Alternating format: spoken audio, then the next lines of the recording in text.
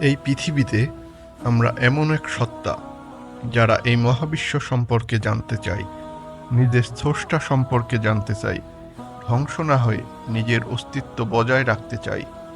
সমগ্র প্রাণীকুলের তুলনায় আমরা দায়িত্ব এবং চিন্তা শক্তিতে অনন্য। আমাদের বিবেক, বুদ্ধি, দক্ষতা এবং অনন্য চিন্তা শক্তি এটাই প্রমাণ করে যে আমরা বিবর্তনের মাধ্যমে নয়, বরং সৃষ্টিকর্তার বিশেষ উদ্দেশ্যে সৃষ্টি হয়েছি এবং পৃথিবীতে আমাদের অস্তিত্বের গভীর অর্থ রয়েছে। তাহলে জানা যাক কেন আমরা স্রষ্টায় বিশ্বাসী হব।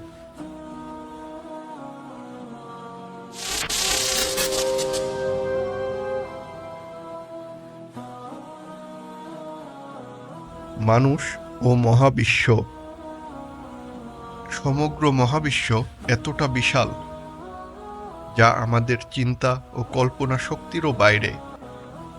সমগ্র মহাবিশ্বের তুলনায় আমাদের এই পৃথিবীর অস্তিত্ব একটি ধূলিকণার চেয়েও ছোট।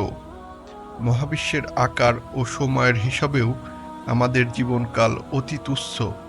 সমগ্র সৃষ্টির তুলনায় আমাদের অস্তিত্ব খুবই নগণ্য। তাহলে কিভাবে আমরা এই পৃথিবীর বুকের সামান্য সময়ের ক্ষুদ্রতম অস্তিত্বের একজন মানুষ হয়ে এত বিশাল মহাবিশ্বের সৃষ্টিকর্তা সম্পর্কে নিজেদের মন গড়া ধারণা পোষণ করতে পারি? আমাদের অবশ্যই একজন সৃষ্টিকর্তা আছেন, যিনি আমাদের ভালো মন্দের বোধ ক্ষমতা, বিবেক, বুদ্ধি, অনন্য চিন্তা শক্তি এবং যুগে যুগে নবী রাসূল পাঠিয়ে আসমানি কিতাবের মাধ্যমে আমাদের শিক্ষা দিয়েছেন এবং সরল পথে পরিচালিত করেছেন। সৃষ্টির শৃঙ্খলা। চিন্তা করে দেখুন, এই মহাবিশ্বের নিয়মিত গতি, চন্দ্র সূর্য, গ্রহ নক্ষত্রের অবস্থান, রাত দিনের পরিবর্তন, ঋতু পরিবর্তন, জীবনচক্র, পানিচক্র, দেহের জটিল গঠন, ডিএনএ কোড, সবকিছু এত নিখুঁত আর শৃঙ্খলাবদ্ধ যে এসব আপনা আপনি হতে পারে না। এত নিয়ম আর ভারসাম্যের পেছনে অবশ্যই একজন পরিকল্পনাকারী, পর্যবেক্ষণকারী, সর্বশক্তিমান সৃষ্টিকর্তা রয়েছে, যিনি সমগ্র মহাবিশ্বকে পরিচালনা করেন এবং যিনি আমাদের বিশেষ উদ্দেশ্যে বিবেক, বুদ্ধি, চিন্তা শক্তি দিয়ে সৃষ্টি করেছেন। বিজ্ঞানের সীমাবদ্ধতা। দুটি বস্তুর সংমিশ্রণে মানুষের অস্তিত্ব। একটি হলো দেহ এবং অপরটি আত্মা। এ কথা স্বীকৃত যে মানবদেহে আত্মা সর্বাপেক্ষা উত্তম অংশ এবং দেহ হলো আত্মার অনুগত। কিন্তু আপনি বর্তমান সময়ে যে বিজ্ঞানের ধারণা বিশ্বাস করেন, এই বিজ্ঞান শুধু বস্তুগত বিষয় নিয়ে কাজ করে। আত্মা হলো অদৃশ্য বা আধ্যাত্মিক বিষয় যা বিজ্ঞান প্রমাণ করতে পারে না। এই মহাবিশ্ব কে সৃষ্টি করেছেন? সৃষ্টি জগতের উদ্দেশ্য কি? এসব প্রশ্ন বিজ্ঞানের আওতার বাইরে। বিজ্ঞান বারবার পরিবর্তনশীল। যা একসময় সত্য বলে ধরা হয়েছিল, পরে তা ভুল প্রমাণিত হয়েছে। যেমন একসময় মনে করা হতো পৃথিবী সমতল। বিজ্ঞানের ধারণা ছিল সূর্য পৃথিবীকে কেন্দ্র করে ঘোরে। বিজ্ঞানের অনেক বিষয় এখনো অজানা, যেহেতু বিজ্ঞান মানুষের 5টি ইন্দ্রিয় যন্ত্রের সীমার মধ্যে কাজ করে। অনেক বিষয় আছে যা ইন্দ্রিয়র বাইরে। সৃষ্টিকর্তা সেই সীমার বাইরের সত্তা। তাই বিজ্ঞান সৃষ্টিকর্তার অস্তিত্ব নিয়ে চূড়ান্ত কিছু বলার ক্ষমতা রাখে না। কুরআন ও আধুনিক বিজ্ঞান। আধুনিক বিজ্ঞানের অনেক আবিষ্কার আছে যা কুরআনে 1400 বছর আগেই ইঙ্গিত দেওয়া হয়েছে। মহাবিশ্বের সম্প্রসারণ। আল্লাহ তাআলা কুরআনে বলেছেন, আমি আকাশকে আমার শক্তি দিয়ে সৃষ্টি করেছি এবং নিশ্চয়ই আমি একে সম্প্রসারিত করেছি। সূরা আয-যারিয়াত আয়াত 47। 1929 সালে এডউইন হাবল প্রমাণ করেন মহাবিশ্ব ক্রমেই প্রসারিত হচ্ছে। বিগ ব্যাং তত্ত্ব ও কুরআন। আল্লাহ তাআলা বলেছেন, যারা কুফরি করে তারা কি ভেবে দেখে না যে আকাশমণ্ডলী ও পৃথিবী মিশেছিল ওতপ্রোতভাবে, এরপর আমি উভয়কে পৃথক করে দিলাম এবং আমি প্রাণবন্ত সমস্ত কিছু সৃষ্টি করেছি পানি হতে। তবুও কি এরা ঈমান আনবে না? ২১ সূরা আম্বিয়া আয়াত ৩০। বর্তমানে বিজ্ঞান থেকে প্রমাণিত হয়েছে মহাবিশ্ব একসময় একটি বিন্দুতে সংকুচিত ছিল এবং একটি বিস্ফোরণে প্রসারিত হতে শুরু করে, যা বিগ ব্যাং তত্ত্ব নামে পরিচিত। বিজ্ঞানীদের মতে সকল জীবের কোষে ৭০ থেকে ৯০% পানি থাকে। জীবন পানির উপর নির্ভরশীল। ভ্রূণের বিকাশ। আল্লাহ তাআলা বলেছেন, আমি মানুষকে সৃষ্টি করেছি মৃত্তিকার উপাদান হতে, এরপর আমি তাকে শুক্রবিন্দু রূপে স্থাপন করি এক নিরাপদ আধারে। এরপর আমি শুক্রবিন্দুকে জমাট রক্তরূপে সৃষ্টি করেছি, অতঃপর রক্তকে মাংসপিণ্ডে পরিণত করেছি। এরপর সেই মাংসপিণ্ড থেকে অস্থি সৃষ্টি করেছি, অতঃপর অস্থিকে মাংস দ্বারা আবৃত করেছি। অবশেষে তাকে নতুন রূপে দাঁড় করিয়েছি। নিপুণতম সৃষ্টিকর্তা আল্লাহ কত কল্যাণময়। সূরা মুমিনুন আয়াত ১২ থেকে ১৪।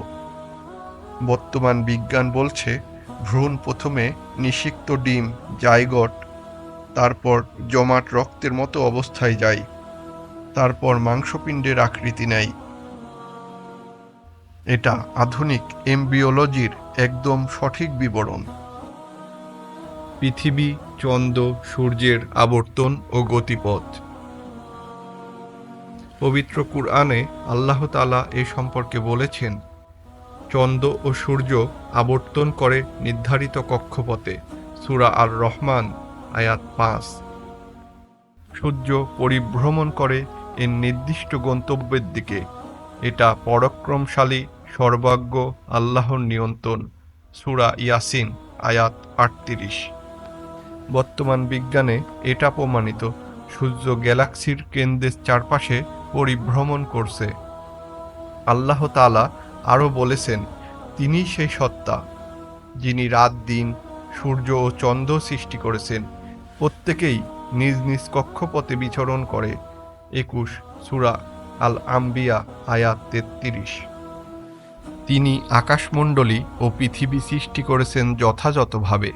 তিনি রাতকে দিন দ্বারা আচ্ছাদিত করেন এবং দিনকে রাত দ্বারা আচ্ছাদিত করেন, এবং তিনি সূর্য ও চন্দ্রকে কাজে নিয়োজিত করেছেন নির্দিষ্ট সময়কাল পর্যন্ত। জেনে রাখো, তিনি পরাক্রমশালী, ক্ষমাশীল। সূরা আজ-জুমার আয়াত ৫। এই আয়াতগুলো প্রমাণ করে কুরআনে মহাবিশ্বের গ্রহ নক্ষত্রের আবর্তন, ঘূর্ণন ও গতিশীলতার কথা সঠিকভাবে বলা হয়েছে, যা আজকের বিজ্ঞানও প্রমাণ করেছে। আল্লাহ তাআলা আরও বলেছেন, তিনি সেই মহান সত্তা যিনি সূর্যকে করেছেন আলোকময় আর চন্দ্রকে স্নিগ্ধ আলো বিতরণকারী রূপে, এবং তার পরিভ্রমণের জন্য বিভিন্ন মঞ্জিল নির্ধারণ করেছেন, যাতে তোমরা বছরের গণনা ও সময়ের হিসাব জানতে পারো। আল্লাহ এই সমস্ত কিছু এমনিতেই সৃষ্টি করেননি। যে সকল লোক জ্ঞান বুদ্ধি রাখে তাদের জন্য তিনি এসব নিদর্শন সুস্পষ্ট রূপে বর্ণনা করেন। সূরা ইউনুস আয়াত ৫। কুরআন ১৪০০ বছর আগে জানিয়েছে, সূর্যের আলো নিজস্ব আর চন্দ্রের আলো প্রতিফলিত আলো। বর্তমান বিজ্ঞান প্রমাণ করেছে, চাঁদের নিজস্ব আলো নেই। সূর্যের আলো চাঁদের উপরে পড়ে প্রতিফলিত হয়ে পৃথিবীতে আসে। মহাবিশ্বের স্তর বিন্যাস। আল্লাহ তাআলা বলেছেন, তিনি সৃষ্টি করেছেন ৭টি আসমান স্তরে স্তরে। তুমি করুণাময় আল্লাহ তাআলার সৃষ্টিতে কোনো তফাৎ দেখতে পাবে না। আবার দৃষ্টিপাত করে দেখো, কোনো ফাটল দেখতে পাও কি? সূরা আল মুলক আয়াত ৩। বর্তমান আধুনিক বিজ্ঞান মহাবিশ্বের স্তর বা লেয়ার গঠন এবং বিভিন্ন গ্রহমণ্ডল, গ্যালাক্সি, ক্লাস্টার ইত্যাদির স্তরবিন্যাস শনাক্ত করেছে। এছাড়াও আরও বহু বিষয়ে কোরআনে 1400 বছর আগে যা বলা হয়েছে বর্তমান বিজ্ঞানের সাথে তা মিলে যায়। তাই এটা প্রমাণ করে কুরআন কোনোভাবেই কোনো মানুষের কথা নয়, বরং সর্বজ্ঞ স্রষ্টা প্রদত্ত বাণী। নিদর্শনসমূহ। আল্লাহ তাআলা কোরআনে বিভিন্ন জাতিসমূহের ধ্বংসের নিদর্শন বর্ণনা করেছেন। আদ জাতি। আল্লাহ এ জাতিকে অহংকার, অত্যাচার, শিরক এবং আল্লাহর আদেশ অমান্যর কারণে ধ্বংস করেছেন। আল্লাহ তাআলা বলেছেন, আদ জাতিকে ধ্বংস করা হয়েছে প্রবল এক ঝঞ্ঝাবায়ু দ্বারা, যা তিনি তাদের উপর প্রবাহিত রেখেছিলেন 7 রাত 8 দিন বিরামহীনভাবে। সূরা আল হাক্কাহ আয়াত 6-7। আধুনিক বিজ্ঞানে এর প্রমাণ পাওয়া যায় 1992 সালে নাসা এর উপগ্রহ চিত্র থেকে পাওয়া ছবিতে। ওমান ও ইয়েমেনের মরুভূমিতে হারিয়ে যাওয়া উবার নগরী ইরাম অফ পিলার্স এর ধ্বংসাবশেষ আবিষ্কৃত হয়। এখানে ধ্বংসপ্রাপ্ত স্তম্ভ, প্রাচীন কূপ এবং বালুর নিচে চাপা পড়া শহরের সন্ধান মেলে। প্রচণ্ড ধূলিঝড় এবং মরুভূমিতে চাপা পড়ার কিছু চিহ্ন পাওয়া যায়। ইসলামী ঐতিহাসিকরাও একে আদ জাতির শহর বলে চিহ্নিত করেছেন। সামুদ জাতি। আল্লাহ সামুদ জাতিকে ধ্বংস করেছিলেন। এ জাতি সম্পর্কে বলা হয়েছে, আর যারা সীমালঙ্ঘন করেছিল তাদেরকে আঘাত হানল মহাগর্জন, ফলে তারা নিজ নিজ গৃহসমূহে উপুড় হয়ে পড়ে রইল। সূরা হুদ আয়াত 67। আধুনিক বিজ্ঞানে মাদাইনে সালেহ আল হিজর, সৌদি আরবের উত্তরাঞ্চলে পাহাড় কেটে বানানো ঘর, কবরে ভরা শহর পাওয়া গেছে, যা ইউনেস্কো ওয়ার্ল্ড হেরিটেজ সাইট হিসাবে ঘোষণা করেছে। এখানে স্থানীয় জনশ্রুতি ও ভূগবেষণায় ভয়ানক দুর্যোগের চিহ্ন পাওয়া গিয়েছে। লূত আলাইহিসসালাম এর জাতি। আল্লাহ তাআলা এ জাতি সম্পর্কে বলেছেন, অতঃপর যখন আমার আদেশ আসলো তখন আমি জনপদকে উল্টে দিলাম এবং এদের উপর ক্রমাগত বর্ষণ করলাম প্রস্তর কঙ্কর। সূরা হুদ আয়াত 82। বৈজ্ঞানিকভাবে ডেড সির দক্ষিণে এ জাতির ধ্বংসাবশেষ পাওয়া গিয়েছে। সালফারের পাথর ও পোড়া ধ্বংসস্তূপ পরীক্ষা করে বিজ্ঞানীরা এখানে ভয়াবহ ভূমিকম্প ও অগ্নিবর্ষণের নিদর্শন বলে ধারণা দিয়েছেন। ভূতাত্ত্বিক স্তরেও অতি প্রাচীন এই ধ্বংসের প্রমাণ পাওয়া যায়। ফেরাউন ও তার জাতি। আল্লাহ তাআলা বলেছেন, আমি বনি ইসরায়েলকে সাগর পার করিয়ে দিলাম, তখন ফেরাউন ও তার বাহিনী জুলুম ও সীমালঙ্ঘনের উদ্দেশ্যে তাদের পশ্চাৎপদ করল। পরিশেষে যখন সে ডুবে মারা যাচ্ছিল তখন বলতে লাগল, আমি স্বীকার করলাম বনি ইসরাইল যে আল্লাহর প্রতি ঈমান এনেছে, তিনি ছাড়া কোনো মাবুদ নেই, এবং আমিও আত্মসমর্পণকারীদের অন্তর্ভুক্ত। এখন একথা বলছ অথচ তুমি ইতিপূর্বে নাফরমানি করেছিলে এবং পথভ্রষ্টদের অন্তর্ভুক্ত ছিলে। অতএব আজকের দিনে বাঁচিয়ে দিচ্ছি আমি তোমার দেহকে, যাতে তোমার পশ্চাৎবর্তীদের জন্য নিদর্শন হতে পারে। আর নিঃসন্দেহে বহু লোক আমার মহাশক্তির প্রতি লক্ষ্য করে না। সূরা ইউনুস আয়াত 90-92। ফেরাউন রামাসেস 2 এর মমি মিশরে পাওয়া গিয়েছে। মমির দেহ পরীক্ষা করে বিজ্ঞানীরা দেখতে পান তার ফুসফুসে পানি প্রবেশের চিহ্ন ছিল, অর্থাৎ সে পানিতে ডুবে মারা গিয়েছিল। বর্তমানে মিশরের কায়রো মিউজিয়ামে এই মমি সংরক্ষিত রয়েছে। ফার্সি বিজ্ঞানী মরিস বুকাই তার গবেষণায় বলেন, এটি কোরআনের ভবিষ্যৎবাণী ও ঐতিহাসিক বাস্তবতার মিল। এই সকল নিদর্শন প্রমাণ করে যে কোরআনের ঐতিহাসিক বর্ণনা শুধু ধর্মীয় গল্প নয়, বরং আজকের প্রত্নতত্ত্ব, ভূগোল ও আধুনিক বিজ্ঞানের আলোকে সত্য ফুটে উঠেছে। এগুলো আল্লাহর পক্ষ থেকে অনবদ্য নিদর্শন ও সতর্কবার্তা।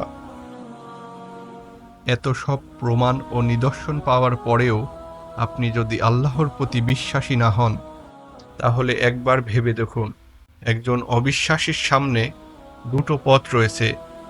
যদি সে সঠিক হয়, তাহলে মৃত্যুর মাধ্যমে সে অনস্তিত্বে বিলীন হয়ে যাবে, অর্থাৎ ধ্বংস হয়ে যাবে। মৃত্যু ভয় তাকে ঘিরে ধরবে। আর যদি সে ভুল হয়ে থাকে, তাহলে আল্লাহই অবিশ্বাসী থাকার কারণে এবং তার আদেশ নিষেধ না মানার কারণে সে জাহান্নামে পতিত হবে। তার কাছে তৃতীয় কোনো পথ নেই, সে সঠিক হোক কিংবা ভুল। তাই সময় থাকতেই বিশ্বাসীদের অন্তর্ভুক্ত হয়ে আল্লাহর রাস্তায় ফিরে আসুন। আল্লাহ তাআলা বলেছেন, হে আমার বান্দাগণ, যারা নিজেদের উপর জুলুম করেছ, তোমরা আল্লাহর রহমত থেকে নিরাশ হও না। নিশ্চয়ই আল্লাহ সমস্ত গুনাহ মাফ করেন, তিনি ক্ষমাশীল পরম দয়ালু। সূরা আজ-জুমার আয়াত 53।